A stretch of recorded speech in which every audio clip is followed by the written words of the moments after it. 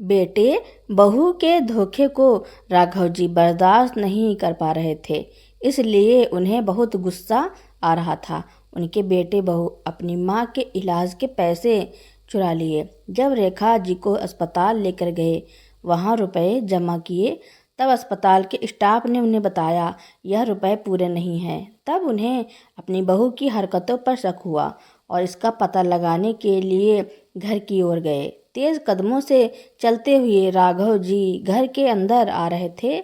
गुस्से की अग्नि उनके दिल में दहक रही थी। पुलिस को फोन उन्होंने पहले ही कर दिया था। जैसे ही घर के अंदर आए तो उन्होंने अपनी बहू रूबी के हंसने की आवाज़ सुनी, जो अपने पति रोहित के साथ बाहर घूमने जाने का प्लान बना रही थी। दोनों के चेहरे खुशी से खिले हुए थे। यह दृश्य देखते ही राघव जी का गुस्सा 7वें आसमान पर पहुंच गया। हद हो गई बेशर्मी की। पैसों का इतना लालच कि तुम लोगों ने अपनी माँ की जिंदगी ही खतरे में डाल दी। वहाँ मेरी बेचारी पत्नी अस्पताल में पड़ी, जिंदगी और मौत के बीच में झूल रही है, और तुम लोग यहाँ जश्न मना रहे हो। शर्म नहीं आई तुम दोनों को इतनी घिनौनी हरकत करते हुए? अपने ही घर में तुमने चोरी कर ली। राघव जी की यह बातें सुनकर उनकी बहू रूबी बेबाक होकर बोली, अरे बाबूजी, आपको क्या जरूरत पड़ी इस उम्र में इतना कष्ट झेलने की? आप दोनों की अब उम्र हो चली है और आप इस उम्र में माँ पर इतना पैसा पानी की तरह बहाए जा रहे हो। माँ जी को उनकी हालत पर छोड़ दीजिए और चैन से रहिए, और हमें भी चैन से जीने दीजिए। इतना सुनते ही राघव जी आग बबूला हो गए और उन्होंने एक जोर का तमाचा अपनी बहू के गाल पर जड़ दिया। बाबूजी, आपकी हिम्मत कैसे हुई मेरी पत्नी पर हाथ उठाने की? तभी एक और झन्नाटेदार थप्पड़ की आवाज़ से पूरा घर गूंज उठा और रोहित अपने गाल पर हाथ रखकर चुपचाप खड़ा हो गया। फिर राघव जी बोले, क्या इसी दिन के लिए मैंने तुझे पढ़ा लिखा कर बड़ा किया था कि तू अपने माँ बाप को ही खून के आंसू रुलाए? उसी समय 2 पुलिस वाले भी घर के अंदर आ गए। उन्हें देखते ही रोहित और रूबी के पसीने ही छूट गए और राघव जी बोले, इंस्पेक्टर साहब, गिरफ्तार कर लीजिए इन दोनों को। मुझे ऐसी औलाद नहीं चाहिए जो अपने माँ बाप के मरने की राह देख रही हो। इतना सुनते ही रोहित अपने पिता के पैरों में गिर पड़ा और बोला, नहीं बाबूजी, ऐसा मत कीजिए, हम बर्बाद हो जाएंगे, कहीं के नहीं रहेंगे। बस एक बार हमें माफ़ कर दीजिए। बस बेटा, एक ही बारी में हेकड़ी निकल गई तुम्हारी। आज भी मैं उस दिन को याद करके रो पड़ता हूँ जब मैं तुम्हारे सामने तुम्हारी माँ का इलाज करने के लिए मिन्नतें कर रहा था।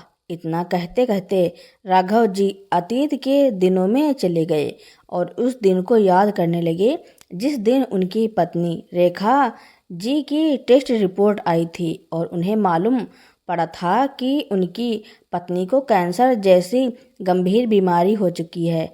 यह बात सुनकर राघव जी का दिल पूरी तरह से टूट चुका था, लेकिन डॉक्टर ने बताया था कि आजकल मेडिकल साइंस ने इतनी तरक्की कर ली है कि यदि सही समय पर ऑपरेशन कर दिया जाए तो यह बीमारी भी ठीक हो सकती है, लेकिन खर्च लाखों का होगा। राघव जी ने ठान लिया था कि वह अपनी पत्नी की जान बचाकर रहेंगे। जब घर आकर उन्होंने यह बात अपने बेटे को बताई तो उसे भी सदमा लगा। उसने अपने पिता से कहा, बाबूजी, आप चिंता मत कीजिए, हम माँ का अच्छे से अच्छा इलाज करवाएंगे और कुछ ही दिनों में वह बिल्कुल ठीक हो जाएंगी। लेकिन न जाने रात में बेटे और बहू की आपस में क्या बात हुई कि अगले दिन बेटे ने स्पष्ट शब्दों में कह दिया कि माँ की अब उम्र हो चुकी है और उन पर पैसा लगाने का मतलब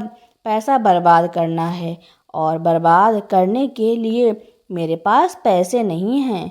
अपने बेटे के मुंह से यह बात सुनकर राघव जी जैसे ठगे से खड़े रह गए। उन्हें अपने कानों पर यकीन नहीं हुआ, लेकिन उन्होंने हिम्मत ना हारते हुए अपनी पत्नी का पूरा ध्यान रखा। रोज सुबह शाम उन्हें सैर पर लेकर जाते थे। एक दिन पार्क में सैर करते हुए उनके अपने दोस्त से मुलाकात हुई।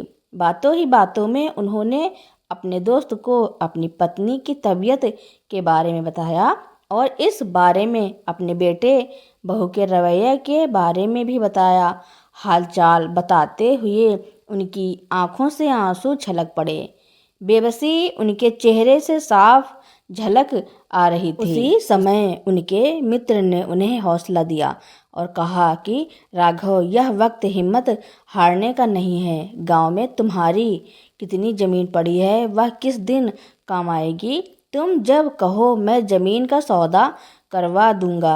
अपनी पत्नी के इलाज के लिए बेटे बहू पर मोहताज रहने की तुम्हें कोई ज़रूरत नहीं है। अपने दोस्त की इस बात से राघव जी को बहुत हौसला मिला और सही कीमत मिलने पर उन्होंने ज़मीन का सौदा कर लिया। जिस समय वे ज़मीन का सौदा करके घर लौटे थे तो घर आकर उन्हें अपनी पत्नी कहीं नज़र नहीं आई। फिर राघव जी ने अपनी बहू रूबी को आवाज़ लगाई, रूबी बहू, पूरा घर छान लिया लेकिन मुझे तुम्हारी सास कहीं नज़र नहीं आ रही, कहीं गई है क्या। फिर रूबी ने कहा, अरे बाबूजी, ऐसा भी क्या हो गया। तभी राघव जी बोले, अरे मैं उससे कहकर गया था कि मैं गांव में सरपंच से मिलने जा रहा हूँ। उसके बाद मुझे बैंक भी जाना है और कुछ कागजात पर तुम्हारी सास के साइन चाहिए था। अब वह घर में नहीं है, किसी भी बात को गंभीरतापूर्वक लेती ही नहीं है। ना जाने अब कहाँ कौन सा काम करने चली गई, मेरी बातों को अनसुना करके। तभी उनकी बहू रूबी बोली, माँ जी तो मंदिर गई हैं, थोड़ी देर पहले ही निकली हैं। लेकिन बाबूजी, आपको कौन से कागजों पर साइन चाहिए माँ के, यह तो बताइए। कुछ ज़रूरी कागजात हैं बहू।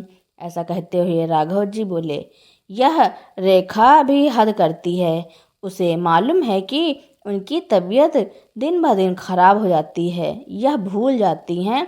अपने हाथों में लिए बैग को अपने सीने से चिपकाते हुए राघव जी बोले, अगर आज काम नहीं हुआ तो फिर बात अगले हफ्ते तक टल जाएगी।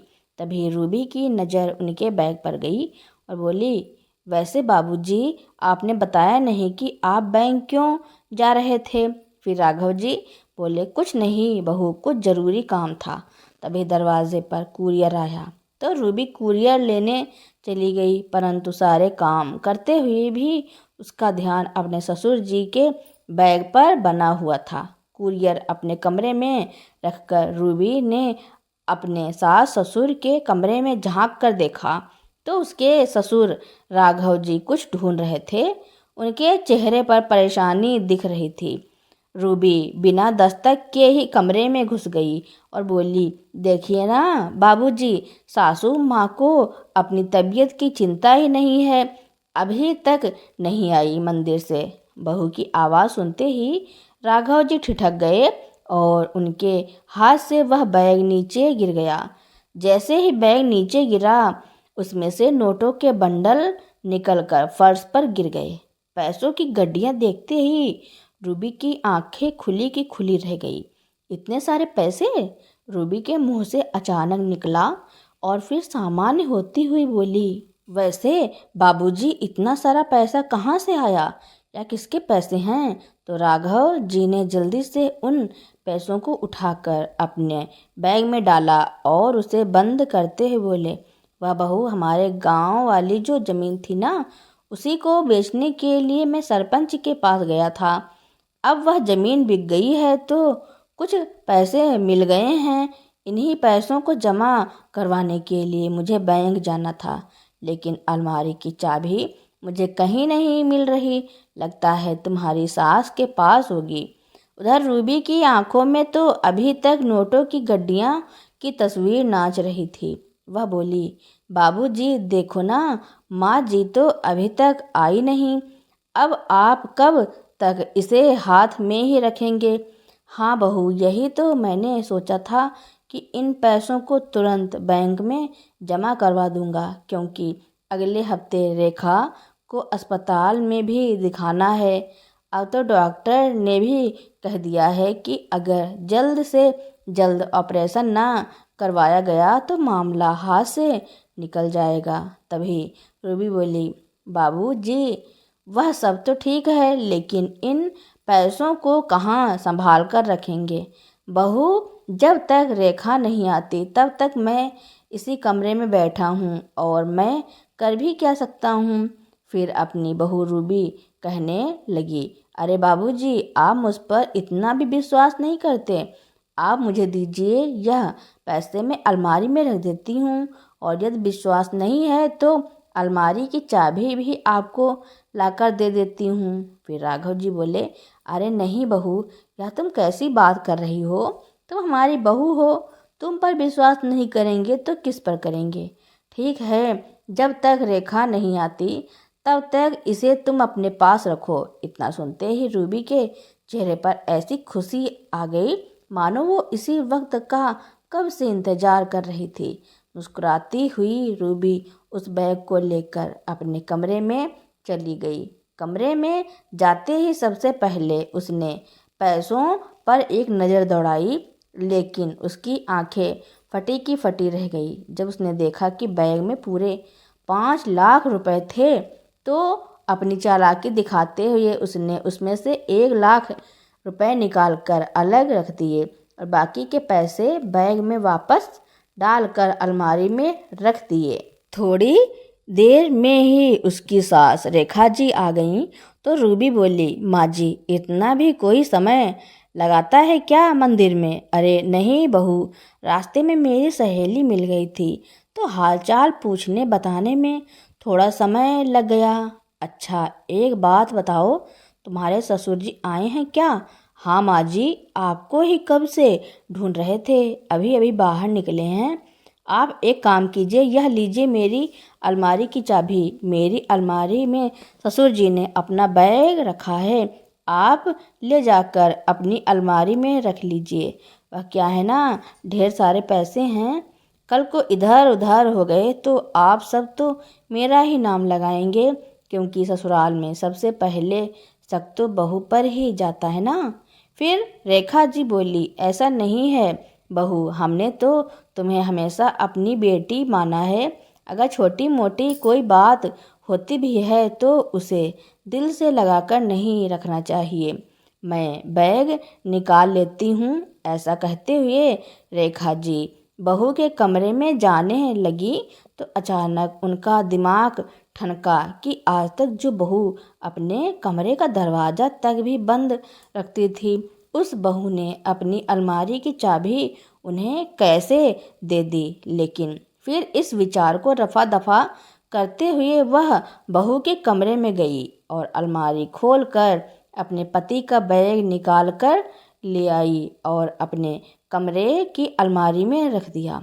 उसी समय राघव जी आए और बोले, हद करती हो रेखा, तुम भी। मैंने तुमसे कहा था कि जब मैं आऊँगा तो तुम घर पर रहना, लेकिन तुम मेरी बात सुनती ही कहाँ हो।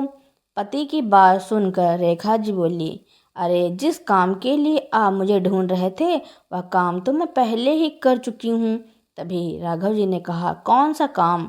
फिर रेखा जी बोली, अरे जो बैग आपने बहू को दिया था मैंने अलमारी में रख दिया है, और देखिए ताला लगाकर चाबी भी अपने पास रखी है। बात तो ठीक है, लेकिन तुमने बैग चेक तो कर लिया था ना, ठीक से रखा तो है ना? हाँ, पूरा बैग उठाकर अंदर रखा है। आप मुझे बुद्धू समझते होंगे, लेकिन आपकी रेखा इतनी बुद्धू है नहीं। अरे नहीं रेखा, तुम बस ज़रूरत से ज़्यादा सीधी हो, किसी पर भी भरोसा कर लेती हो ना। लेकिन यह दुनिया बहुत बुरी है, अब दूर क्यों जाना, अपने घर में ही देख लो। मौका मिलने पर हमारा अपना बेटा ही भी हमें छलते समय नहीं सोचेगा। अरे आप भी ना इतना मत सोचा कीजिए, मुझे तो आपकी ही चिंता लगी रहती है। कल को अगर मुझे कुछ हो गया तो आपका ख्याल कौन रखेगा? एक पल को भी यह बात अपने मुंह पर मत लाना। रेखा जी के मुंह पर हाथ रखते हुए राघव जी बोले, मैंने सभी रिश्ते आजमा लिए हैं कि कौन अपना है और कौन बेगाना। हम दोनों का रिश्ता ही एक ऐसा है जो निस्वार्थ भाव से एक दूसरे के लिए सोचते हैं, वरना तो अपनी औलाद भी अपनी नहीं है। अजी, आप अपने बेटे के खिलाफ मन में जहर मत रखिए। अब वह शादीशुदा है, उसकी पत्नी की जिम्मेदारी भी उस पर है और बहू की तो आए दिन कोई न कोई मांग चलती रहती है। अब वह उसके शौक पूरे करेगा या अपने माँ बाप को देखेगा। अजी, छोड़ो ना इन बातों को, मैं चाय बनाती हूँ, बैठकर चाय पीते हैं। दरअसल राघव जी अपनी पत्नी रेखा की बीमारी को लेकर बहुत परेशान रहते थे और रेखा जी की बीमारी का इलाज बहुत महंगा था, जो केवल शहर के सबसे बड़े अस्पताल में ही संभव था। अगले दिन उन्होंने अपनी पत्नी के ऑपरेशन के लिए तारीख ले ली। उस समय उनका बेटा रोहित दूसरे शहर गया हुआ था। 2 दिन बाद जब वह लौटकर आया तो रूबी ने तुरंत उनके कान भर दिए। वह गुस्से से भड़कता हुआ बाहर निकला और बोला, बाबूजी, यह सब क्या लगा रखा है आपने? तभी राघव जी अपनी सोच की मुद्रा से बाहर आते हुए बोले, किस बारे में बात कर रहे हो बेटा? मैं कुछ समझा नहीं। इतने भी नासमझ मत बनिए बाबूजी, आपको अच्छे से पता है मैं माँ के विषय में बात कर रहा हूँ। क्यों बेटा, उस बेचारी ने तुम्हारा क्या बिगाड़ दिया? वह तो स्वयं कैंसर से जूझ रही है। हाँ, मैं सब जानता हूँ, लेकिन आपको शायद समझ नहीं आ रहा। पहले ही माँ के इलाज के लिए आप गहने बेच चुके हैं और अब आपने गांव की जमीन भी बेच दी और मुझसे पूछना तक भी जरूरी नहीं समझा। मेरी सलाह भी आपके लिए कोई मायने नहीं रखती। फिर राघव जी बोले, अच्छा हुआ जो तुम्हारे सूत्रधार ने तुम तक खबर पहुंचा दी। अब क्या करूं बेटा, तूने तो अपनी माँ को मरने के लिए छोड़ दिया है, उसकी तो चिंता है नहीं तुझे। दिन रात अपनी पत्नी की फरमाइश पूरी करने में लगा हुआ है। तभी रोहित बोला, मुझे समझ नहीं आता आखिर आपको हुआ क्या है। मैं क्या आप लोगों का दुश्मन हूँ? लेकिन बेटा, तुम्हारी हरकतों से यह भी नहीं लगता कि तुम्हें अपनी माँ की चिंता है। 1 महीना पहले तुमने 5 लाख की कार खरीदी है और अभी कुछ दिन पहले की ही बात है, तुमने बहू को हीरे का हार खरीद कर दिया है। अपने और अपनी पत्नी के शौक पूरे करने के लिए तुम लाखों रुपए खर्च कर सकते हो, लेकिन अपनी माँ के इलाज के लिए नहीं। और रही उस जमीन की बात, तो वह जमीन मैंने अपने खून पसीने से कमाए हुए पैसों से खरीदी थी और अगर बेच दी तो इसमें मुझे तुमसे पूछने की क्या ज़रूरत थी। लेकिन बाबूजी, मेरा भी अपना परिवार है, मेरी बीवी बच्चे का तो कुछ सोचिए। आप तो हमें कंगाल ही करते चले जा रहे हैं। फिर राघव जी गुस्से में बोले, बेटा, क्या बोला तूने? बीवी बच्चे? तुझे इस दुनिया में लाने वाला कौन है? तेरी माँ, मेरी रेखा। जिस दिन तुझे बुखार होता या तू बीमार हो जाता तो हम दोनों में से कोई खाना नहीं खाता था। पूरी रात जाग कर तेरी माँ तेरा ख्याल रखती, फिर भी उसके चेहरे पर सिकन तक नहीं आती थी। दिन रात तेरी नज़रें उतारती थी। बस बाबूजी, इन सब फालतू की बातों में मेरा समय खराब मत कीजिए। कौन सा एहसान कर दिया था आपने मुझ पर? हर माँ बाप अपने बच्चों के लिए करते हैं। तभी राघव जी आंखों के कोरों से आंसू पोंछते हुए कपकपाती आवाज में बोले, खबरदार, अब एक शब्द भी आगे बोला तो परसों मैं तुम्हारी माँ के इलाज के लिए उसे अस्पताल लेकर जा रहा हूँ और इस बारे में मुझे किसी की राय नहीं लेनी है। अपने पिता की यह बातें सुनकर रोहित थोड़ी विनम्रता दिखाते हुए बोला, अरे बाबूजी, ऐसी बात नहीं है, लेकिन अगर माँ के इलाज से कुछ पैसे बचे तो वह हमें दे दीजिएगा। दरअसल मैंने अपने दोस्त के साथ पार्टनरशिप में एक बिजनेस शुरू किया है। अगर मुझे पैसे नहीं मिले तो मुझे किसी से कर्ज उठाना पड़ेगा। फिर राघव जी बोले, अच्छा, मतलब की बात तो मुझे अब समझ में आई। अब बेटा, इतने बड़े अस्पताल में कितना खर्चा होगा या तो तुम खुद भी सोच सकते हो, और अपने बूढ़े माँ बाप की सहायता करने के बजाय तुम उनसे पैसे मांग रहे हो। शर्म आनी चाहिए तुम्हें। इतना कहकर राघव जी वहाँ से चले गए।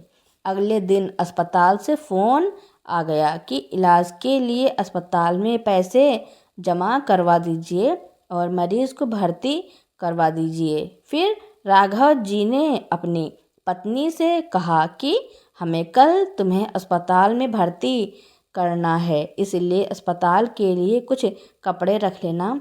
जल्दी ही तुम्हारी सारी परेशानियां दूर हो जाएंगी। फिर रेखा जी हंसते हुए बोली, हम दोनों अपनी ज़िंदगी के अंतिम पड़ाव पर पहुंच चुके हैं, फिर भी खुद से ज़्यादा ख्याल रखते हैं आप मेरा। तो राघव जी ने कहा, रेखा, तुम हो तो मैं हूँ, नहीं तो मैं कुछ भी नहीं। अगर तुम इस घर में नहीं होती ना तो मुझे यह घर भी अच्छा नहीं लगता। राघव जी ने पैसों का भरा बैग संभाल कर रख लिया और पत्नी को अस्पताल लेकर जाने लगे तो अपने बेटे से कहा कि मैं तुम्हारी माँ का इलाज करवाने जा रहा हूँ, क्या तुम चलोगे? तो बहू तपाक से बोली, क्या क्या करेंगे वहाँ जाकर? आप हैं तो माँ जी की देखभाल करने के लिए। उधर बेटे के मुंह से एक शब्द भी नहीं निकला। फिर रेखा जी बोली, उन्हें क्यों परेशान करते हैं? आप मेरे साथ हैं तो चिंता किस बात की? चलिए हम चलते हैं। राघव जी को अपने बेटे बहू पर गुस्सा बहुत आया, लेकिन वह अपनी पत्नी को परेशान करना नहीं चाहते थे, इसलिए चुपचाप वहाँ से चले गए।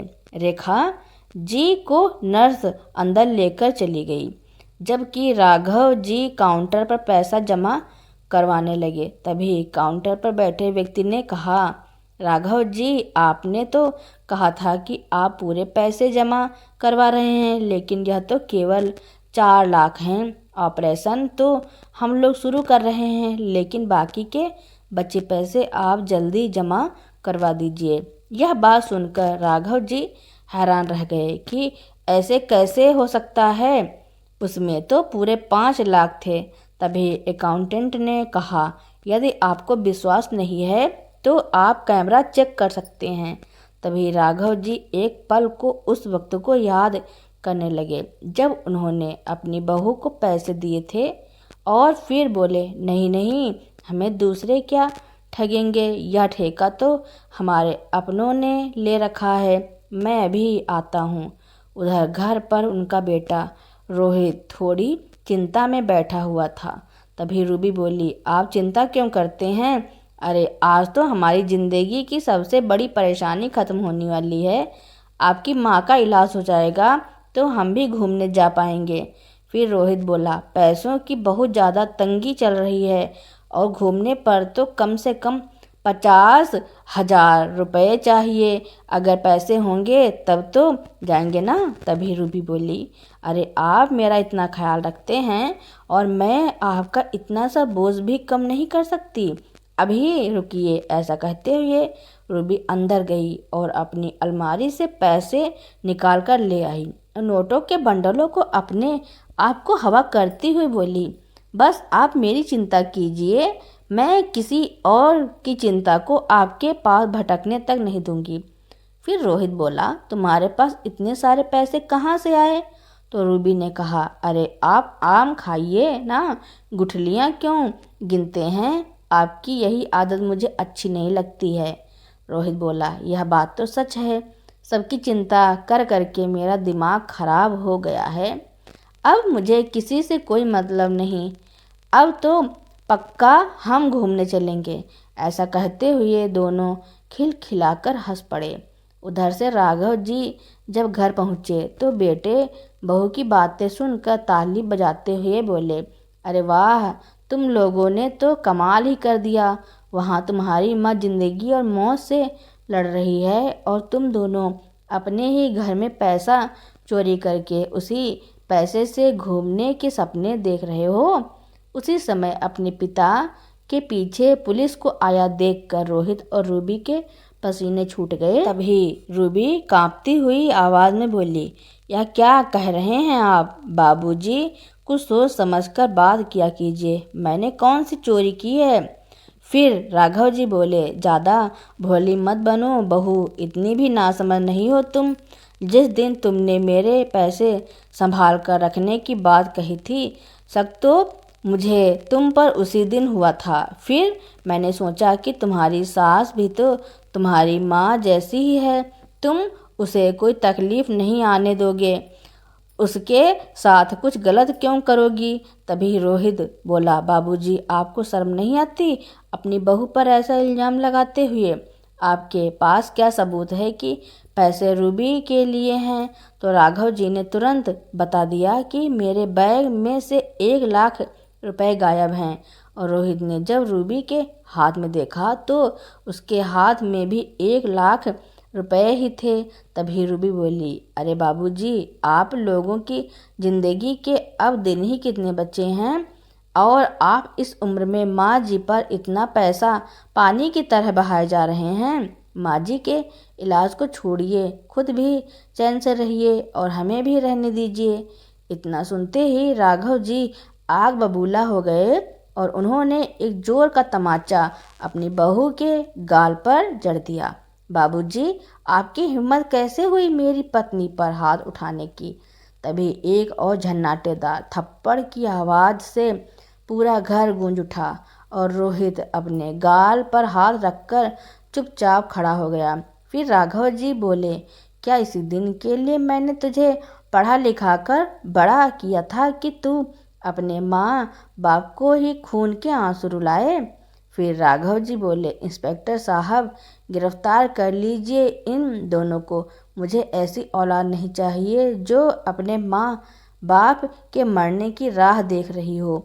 इतना सुनते ही रोहित अपने पिता के पैरों में गिर पड़ा और बोला, नहीं बाबूजी, ऐसा मत कहिए, हम बर्बाद हो जाएंगे, हम कहीं के नहीं रहेंगे, बस एक बार हमें माफ़ कर दीजिए। बेटा भूलो मत, तुम्हारा बाप हूँ मैं।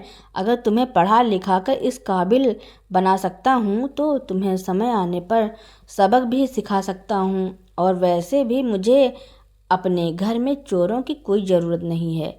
जो जिस थाली में खाए उसी में छेद करे। दूर हो जाओ मेरी नज़रों से। तभी रोहित अपने पिता के पैरों में गिर गया और गिड़गिड़ाते हुए कहने लगा, नहीं पिताजी, मुझे माफ़ कर दीजिए। बहुत सारा पैसा लगा कर मैंने नया बिजनेस शुरू किया है। मैं जेल चला जाऊंगा तो बहुत नुकसान हो जाएगा। इससे पहले कि राघव जी कुछ कहते, रूबी बोली, अरे ऐसा भी क्या हो गया, हमें फांसी थोड़ी ना लग जाएगी। मेरे पापा के पास बहुत पैसा है, वह मुझे एक पल के लिए भी जेल में नहीं रहने देंगे और उसके बाद हम मेरे पापा के साथ ही रहेंगे।